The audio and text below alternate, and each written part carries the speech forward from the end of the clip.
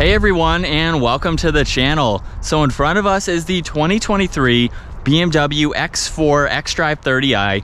It's finished off in carbon black metallic, which is almost a color change between black and blue.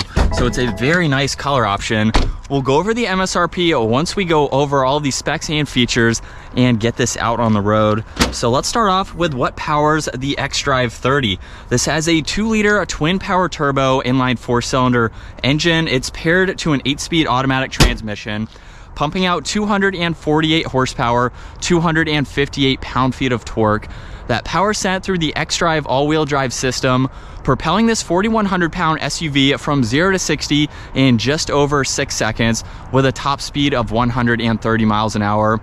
Now, as far as fuel economy goes, you're looking right around 21 miles per gallon in the city and 28 out on the highway.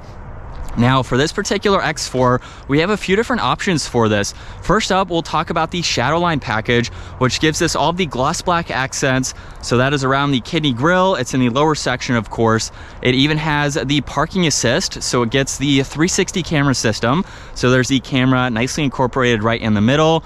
We have some cutouts too on both sides to provide better aerodynamics for this. And it even gets a set of LED headlights, DRLs, and turn signals with a really nice design to them. Great lines flow down the hood too. I really think that shadowline package for about 400 bucks is definitely worth it. Gets rid of any chrome, just a personal taste, personal preference of course, but I think it makes it look a lot more sharp. Now, this also has the M Sport package, so it gets the upgraded 20-inch wheels with that two-tone design to them. There's more gloss black on that trim just behind it, another camera with the two-tone power folding side mirrors. There's an integrated turn signal and even a sunroof up top. All of the window trim is blacked out as well, and I'm not sure if it's going to come across on camera, but it almost looks blue in the front right now and black in the rear. So it is a beautiful color option. Very nice lines running down the side too. And for the X4, you get more of that coupe-like design. So it has a very steeply raked rear glass. Where in back, this gets a set of LED taillights, of course. We have the backup camera, all of the sensors, more gloss black in that lower diffuser there. And this even has remote start, so you can triple tap the lock button. This will fire right up. Not the loudest BMW, but it's very nice and helpful to have that remote start system. Now, to gain access to the cargo area, all you have to do is push on the M and the power liftgate will open up. I think it's nice to have that hidden away in that button there. And you can see that this has a good amount of storage space. In the bottom here, there's a net over on that driver's side, also a 12-volt and a hook on that passenger side. And surprisingly, you even get a lot more storage space underneath the floor. You could fit some smaller items here, nothing too large, but it is nice to have some items hidden and out of the way. And like I mentioned, with that steeply raked rear glass, it does hinder some of the height cargo space that you can put in here, but you still can fold down the back seats. You can remove this panel here to give you a lot more interior space. So if you like this design, you can definitely still make it work as a practical SUV.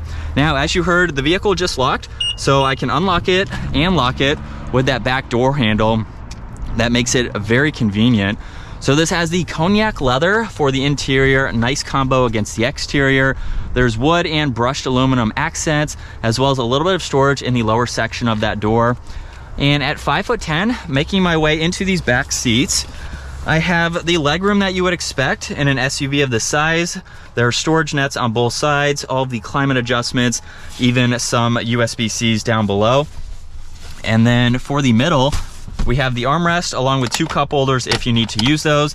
And you can even fold down this middle seat. So if you need a little bit more access into the back space there, you can do that. Now, as far as visibility goes, a little bit of a pillar there. We'll talk about that once we get this out on the road. And as far as headroom goes, at 5'10", I have about an inch or so above my head because the roofline actually goes back up. It doesn't really cut really sharp until behind the headrest. So of course, that is great for your backseat passengers. You can even recline these seats just a little bit more, which is nice. It doesn't feel too tight, but the fact that you can recline them is definitely helpful. Now, for the front door panel, you can see we have the same design, all of the window controls, side mirror adjustments, even that power liftgate, and a good amount of storage space down below as well. Now the M badge is down on the door sill. We have the automatic front seats with the manual adjustment here for your leg support. And it's a low car, so it's easy to enter and exit. But let's fire this back up now, where we can go over the gauge cluster. Digital, of course, miles per hour and the fuel level are on that left side. Tach and the engine temperature are on that right side. You can use the button on the top of the turn signal stock too to further go through some of this information that is available, like live readouts for your horsepower and torque. You can look at your G-force meter along with the music, even look at what gear the vehicle is in and the current driving mode. You can pull up a live readout for the MPG, and then we're back to the data. You'll notice too that the navigation map always stays front and center, which is a nice touch. And a part of the M Sport package, you get the M Sport steering wheel that is heated. We have some brushed aluminum accents, all the cruise control settings, as well as volume and tuning, Bluetooth and voice commands, even the paddle shifters too. Now on this left side, there's all the headlight adjustments, even a little bit of storage where you can place some items. This does have the head-up display. It just shows miles per hour and the speed limit sign. And then right in the middle, we have the home screen here where you can go through a little bit of info, even add some info as needed, depending on what you would like to see. Now on this left side, these are all presets. So you can quickly get into all this information. And then under car, you have a lot more to go through. I'm going to use the rotary dial down below. There's even shortcuts just in front of that to further go through this. So we have driving information. You can go into the sport displays to monitor all of this. If you want to do some spirited driving in your X4, you can look at all of these vitals as well. Different settings to go into just to configure this to your personal taste. By going through all of that, you can look at the owner's manual. You even have Apple CarPlay and Android Auto, which is wireless. So that is nice to see. Now there's also some more tech features that you can configure just to have those set up the way that you would like to. And then underneath that, we have all of the adjustments for your front climate. So there's the temperature, fan speed, where you like the air to go. These are even heated seats too, so those controls are on both sides. And then there's more audio controls just underneath that with presets, tuning, power, and volume. Now in the lower section, you will see X4 on that brushed aluminum badge.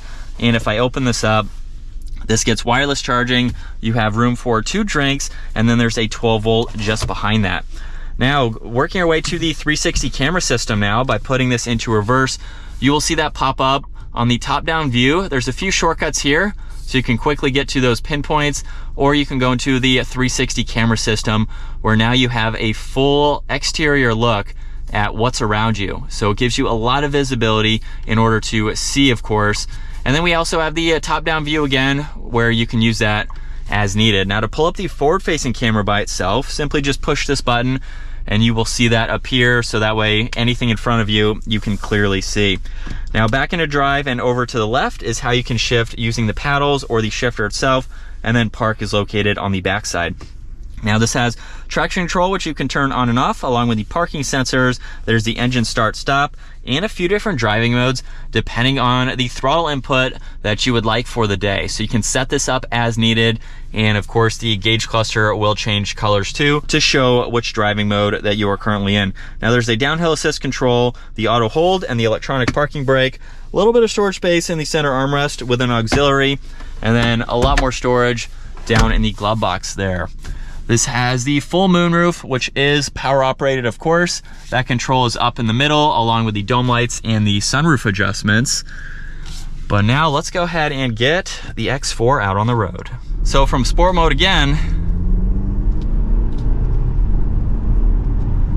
what I love too is how crisp these shifts are. This isn't a loud BMW. It's not the performance-oriented model to go with, but these shifts are very, very smooth and very quick. So I love how BMW incorporates some of that performance into some of the non-performance models that they have to offer. So while you may not use these paddle shifters that often in this specific model, if you need to drop a gear and you just want to have some fun, they are definitely fun to use. So for about 62 grand, let's say roughly 60, depending on options that you go with, you can even go up to maybe 65 for the comp, maybe a little bit higher. So in the 60s for this style of vehicle, really not all that bad, especially for its size. It doesn't feel as small as it might look from the exterior, especially with that rear sloping glass. But it is definitely a cool option to go with. I don't see too many X4s, but if you're looking for this kind of coupe-like SUV, it's definitely a good option to go with. And even in Sport Plus, you really can't hear that exhaust. So you could put a lot of miles on this car and be comfortable while you're driving it at the same time. But I think that's going to wrap it up for this walk around review and test drive behind the wheel of the 23 X4 xDrive30i. Once again, a huge shout out to Hendrick BMW Northlake for providing this vehicle for me today. Check out their website, give this video a huge thumbs up, and consider smashing that subscribe button so you don't miss out on our daily uploads. And I will see you all in the next video.